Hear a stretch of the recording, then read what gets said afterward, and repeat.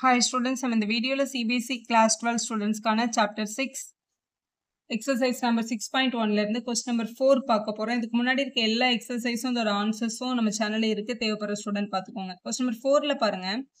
An edge of a variable cube is increasing at the rate of 3 cm per second அப்படின்னு கொடுத்திருக்காங்க. ஒரு cube இருக்கு, கியூபோட edge வந்து நம்ம என்ன வேரியபிள் வேணாலும் எடுத்துக்கலாம். ஆனால் யூஸ்வலாக நம்ம சின்ன கிளாஸ்ல இருந்து எட்ஜை வந்து ஏன்னு எடுப்போம். சர்ஃபேஸ் ஏரியானா 6a², வால்யூம்னா a கியூப் அப்படின்னு சொல்லுவாங்க, அதனால ஏவே எடுத்துக்கலாம்.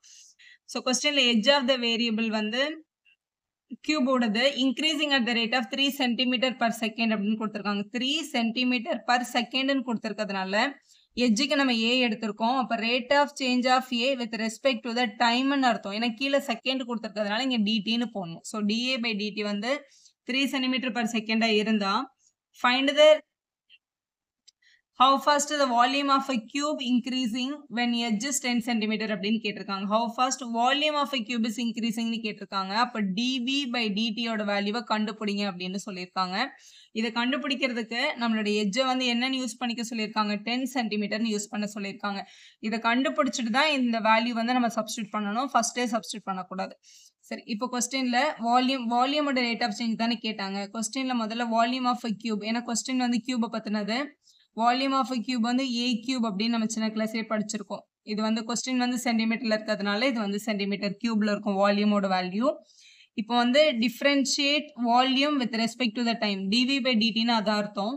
இப்போ D by DD of volume வந்து ஏ கியூப்ன்றதுனால இங்கே ஏ கியூப் அப்படின்னு எழுதிக்கலாம். ஏ கியூபை டிஃபரன்ஷியேட் பண்ணால் 3 டைம்ஸ் ஏ ஸ்கொயர்னு வரும். திருப்பி ஏவை with respect to T differentiate பண்ணும்போது டிஏ பை டிடி அப்படின்னு கிடைச்சிருக்கும். டிஏ பை டிடியோட வேல்யூ தான் கொஸ்டின் இங்கே 3ன்னு கொடுத்துட்டாங்களே, அதை இங்கே எழுதிக்கலாம். ஸோ 3a² மல்டிபிள் பை 3 அப்படின்னு கிடைச்சிருக்கு. ஸோ மல்டிபிள் பண்ணும்போது 9 டைம்ஸ் a². இப்போ இதோட யூனிட் பார்த்தீங்கன்னா இது வந்து டிவி பை டிடியோட வேல்யூ இல்லையா, மேலே வி கீழே வந்து டி இருக்கு. ஸோ வின்றது வந்து volume, centimetre cube per time வந்து seconds, centimetre cube per second அப்படின்னு நம்ம எழுதணும். ஸோ இதான் dv by dt. When AC equal to 10 சென்டிமீட்டர்னு கொடுத்துருக்காங்க.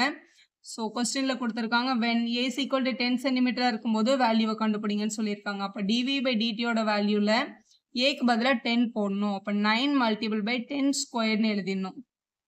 10 ஸ்கொயர் பண்ணால் 100 வரும். So 9 into 100 900. நம்மளோட யூனிட் வந்து மேலே வால்யூமோட யூனிட் சென்டிமீட்டர் கியூப், கீழே வந்து டைம் தானே கேட்டாங்க, அதனால பர் செகண்ட் அப்படின்னு எழுதணும். இதுதான் உங்களோட கரெக்ட் ஆன்சர். Question number 5 ஒரு முக்கியமான question. A stone is dropping into a quiet lake. The waves move in circles at the speed of 5 cm per second அப்படின்னு கொடுத்துருக்காங்க. குவைட்டாக இருக்க ஒரு லேக்கில் வந்து நம்ம ஒரு கள்ளத்துக்கு போட்டோம்னா சுற்றி வேகமாக இப்படி ஒரு சர்க்கிள்ஸ் வந்து ஃபார்ம் ஆகும். அதை நம்ம பார்த்துருப்போம் நிறைய தடவை. இப்போ இதோட ரேடியஸ் அதிகமாக இது என்க்ளோஸ் பண்ணுற ஏரியாவும் இந்த சர்க்கிளில் வந்து பெருசாகிட்டே போகும் இல்லையா. ஸோ அதை பற்றி தான் சொல்லியிருக்காங்க. ஆனால் நீங்கள் பாருங்களேன், அந்த முதல் லைனில் ஸ்பீட் ஆஃப் 5 சென்டிமீட்டர் பர் செகண்ட்னு கொடுத்துருக்காங்க. அது ரேட் ஆஃப் சேஞ்ச் ஆஃப் ரேடியஸா இல்லை ஏரியாவுன்னு அவங்க கொடுக்கவே இல்லை. ஆனால் அதை வந்து நம்ம அந்த யூனிட்டை வச்சு ஐடென்டிஃபை பண்ணிடலாம். இப்போ வந்து சர்க்கிள் அப்படின்னா ஒன்று ரேடியஸ், அதுக்கப்புறம் நம்மளோட ஏரியா இருக்கு, அப்புறம் சர்க்கம்ஃபரன்ஸ் இருக்கு. 3 விஷயம் தான் ஒரு சர்க்கிளில் நம்ம பார்க்க முடியுது இல்லையா. இதில் ஃபர்ஸ்ட் அவங்க சொல்லியிருக்கிறது the speed of 5 centimetre per செகண்ட்ல வந்து அந்த வேவ்ஸ் வந்ததுன்னு சொல்லியிருக்காங்க. சென்டிமீட்டர் பர் செகண்ட் அப்படின்னு கொடுத்துருக்காங்க கொஸ்டின்ல. ஸோ அவங்களோட ரேடியஸ் தான் கொடுத்துருக்காங்க. ஏன்னா ஏரியா வரனா இங்கே சென்டிமீட்டர் ஸ்கொயர் வந்திருக்கும், இங்கே வெறும் சென்டிமீட்டர் கொடுத்துருக்கிறதுனால அவங்களோட ரேடியஸோட ரேட் ஆஃப் சேஞ்ச் தான் கொடுத்துருக்காங்க. கீழே செகண்ட்னு இருக்கிறதுனால இது வித் ரெஸ்பெக்ட் டு த டைமிங்னு எடுத்துருக்கணும். அப்போ டிஆர் பை டிடி தான் 5 சென்டிமீட்டர் பர் செகண்ட்னு கொடுத்துருக்காங்க அப்படின்னு ஐடென்டிஃபை பண்ணிக்கோங்க. At the instant when the radius of the circular wave is 8 cm. So circular wave வந்து radius 8 cm இருக்கும்போது how fast the enclosing area increasing னு கேட்குறாங்க. enclosed area வந்து எப்படி இன்க்ரீஸ் ஆகும், how fast னு கேட்குறாங்க. அப்போ differentiate area with respect to the timing, அதுதான் உங்களோட கொஸ்டின். ஏன் டிடி எடுக்கிறோம்னா இங்கே dr by dt தான் கொடுத்துருக்காங்க. அப்போ dA by dt தான் நம்ம கிட்ட கேட்டிருக்காங்க. how fast the enclosed area enclosing தானே கேட்டிருக்காங்க. ஸோ அதான் நம்ம எடுக்கணும், dA by dtன்னு எடுக்கணும். இதில் ஏன்றது வந்து சர்க்கிளோட ஏரியா. அப்போ ஏரியாவுக்கு பதிலாக நம்ம அப்ளை பண்ண வேண்டியது πr². ஸோ இங்கே அப்ளை பண்ணிக்கலாம். dA by dt ஃபைண்ட் பண்ணணும். So differentiate area with respect to the டைமிங்னு அர்த்தம். ஏரியாவுக்கு பதிலாக πr². பை வந்து ஒரு ஸ்கேலார் யூனிட் அப்படியே தான் இருக்கும். r² டிஃப்ரென்ஷியேட் பண்ணால் 2r அப்படின்னு வந்துடும். அப்புறம் ஆரை with respect to T differentiate பண்ணும்போது ஆர் பை டிடி அப்படின்னு கிடைக்கும். இந்த டிஆர் பை டிடி தான் நம்ம கிட்ட இங்கே ஆல்ரெடி 5 கொஸ்டின்ல கொடுத்துட்டாங்களே, அந்த இடத்த நம்ம சப்ஸ்டியூட் பண்ணிக்கலாம். ஸோ 5 டைம்ஸ் 2r இங்கே இருக்குது, இங்கே ஒரு மல்டிபிள் பை 5 கிடைக்குது.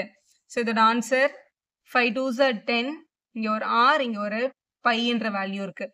மேலே ஏரியா கீழே வந்து டைம் இருக்கிறதுனால இந்த யூனிட் வந்து சென்டிமீட்டர் ஸ்கொயர் பர் செகண்ட் அப்படின்னு கிடச்சிருக்கும்.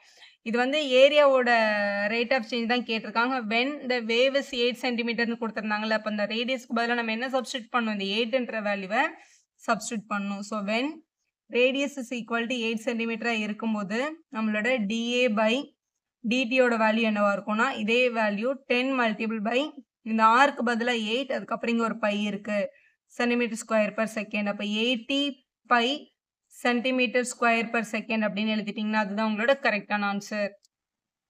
அடுத்த கொஸ்டின் 6 பார்க்கலாம். The radius of a circle is increasing at the rate of 0.7 centimeter per second அப்படின்னு கொடுத்தாச்சு. ஸோ டைரக்டாக அவங்க கொடுத்துட்டாங்க. Rate of change of the ரேடியஸோட வேல்யூ வந்து 0.7 சென்டிமீட்டர் பர் செகண்ட்னு கொடுத்துருக்காங்க. ஸோ இங்கே கீழே செகண்ட்ஸ் இருக்கிறதுனால with respect to the time தான் அவங்க கொடுத்துருக்காங்கன்னு அர்த்தம். ஸோ டிஆர் பை டிடி வந்து 0.7 சென்டிமீட்டர் பர் செகண்டாக இருந்தால் what is the rate of increase its circumference அப்படின்னு கேட்டிருக்காங்க. ஸோ சர்க்கம்ஃபரன்ஸை நம்ம சீன் எடுத்துக்கலாம். அப்போ டிசி பை டிடியோட வேல்யூ தான் உங்களோட கொஸ்டின்ல கேட்குறாங்க. சீன்றது வந்து circumference of the circle. So circumference of the circle வந்து நம்மளோட சின்ன கிளாஸ் ஃபார்முலா 2πr.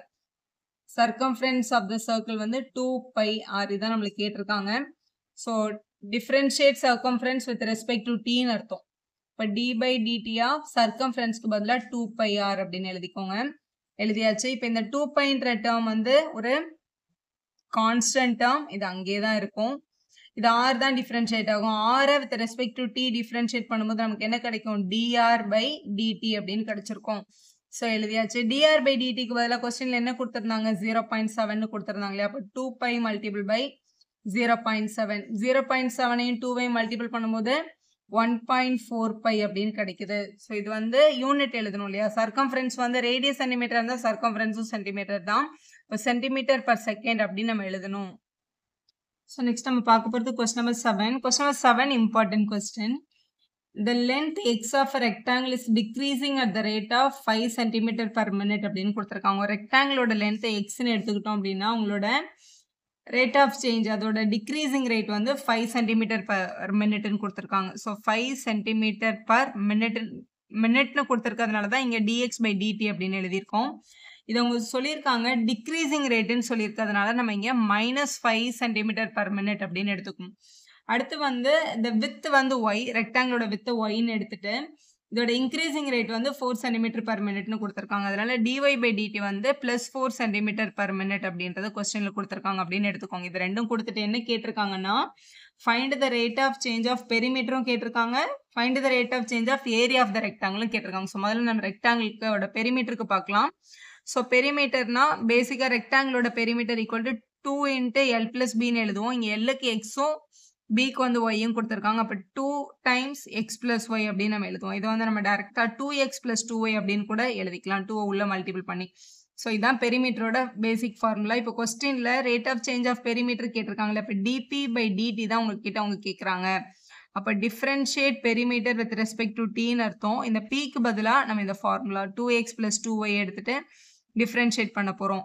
ஸோ முதல்ல வித் ரெஸ்பெக்ட் டு டி பண்ணுறதுனால 2xல இருக்க 2 அப்படியே தான் இருக்கும். இந்த எக்ஸை டிஃப்ரென்ஷியேட் பண்ணும்போது dx பை dt அப்படின்னு கிடச்சிரும். ப்ளஸ் 2 டைம்ஸ் இந்த ஒய்யை டிஃப்ரென்ஷியேட் பண்ணும்போது dy பை dt அப்படின்ற டேர்ம் கிடைக்கும். ஸோ இதை எழுதியாச்சு. இதில் 2 டைம் dx பை dtக்கு கொஸ்டின்ல இங்கே -5 அப்படின்னு கொடுத்துருந்தாங்க, அதை எடுத்துக்கலாம். ப்ளஸ் 2 டைம் dy பை dtக்கு கொஸ்டின்ல இங்கே +4ன்னு கொடுத்துருந்தாங்க, அதை எடுத்துக்கோங்க. ஸோ இது வந்து -10, இது வந்து +8. அப்போ நம்மளுக்கு ஆன்சர் என்ன கிடைக்கிறது, -2ன்னு கிடைக்குது. பெரிமீட்டர் இது வந்து டைம் இல்லையா. ஸோ பெரிமீட்டர் வந்து அதே சென்டிமீட்டர் தான். பர் டைம் வந்து கொஸ்டின்ல மினிட்ல கொடுத்துருந்தாங்க. -2 சென்டிமீட்டர் பர் மினிட் அப்படின்னு கிடைச்சிருக்கு. ஸோ மைனஸ்னா இப்போ perimeter is decreasing at the rate of 2 centimetre per minute அப்படின்னு நம்ம எழுதணும்னு அர்த்தம். இதே கொஸ்டின்ல இல்லை செகண்ட் ஆப்ஷன்ல ஏரியாவுக்கும் கேட்டிருக்காங்க இல்லையா. ஸோ ஏரியா ஆஃப் த ரெக்டாங்கிளோட ஃபார்முலா வந்து L × B. ஸோ நம்ம கொஸ்டின்ல x × y அப்படின்னு எடுத்துக்கணும்.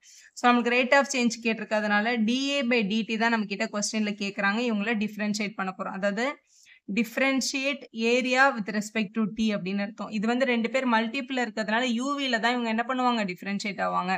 ஸோ x அப்படியே வச்சுட்டு y டிஃபரன்ஷியேட் பண்ணும்போது dx பை dtன்னு வரும். பிளஸ் y அப்படியே வச்சுட்டு x டிஃபரன்ஷியேட் பண்ணும்போது x அப்படியே வச்சுட்டு y டிஃபரன்ஷியேட் பண்ணும்போது dy பை dtன்னு வந்திருக்கும். y அப்படியே வச்சுட்டு x டிஃபரன்ஷியேட் பண்ணும்போது dx பை dt அப்படின்னு கிடைச்சிருக்கும். எழுதிட்டு இப்போ சப்ஸ்டிட்யூட் பண்ணிக்கலாம்.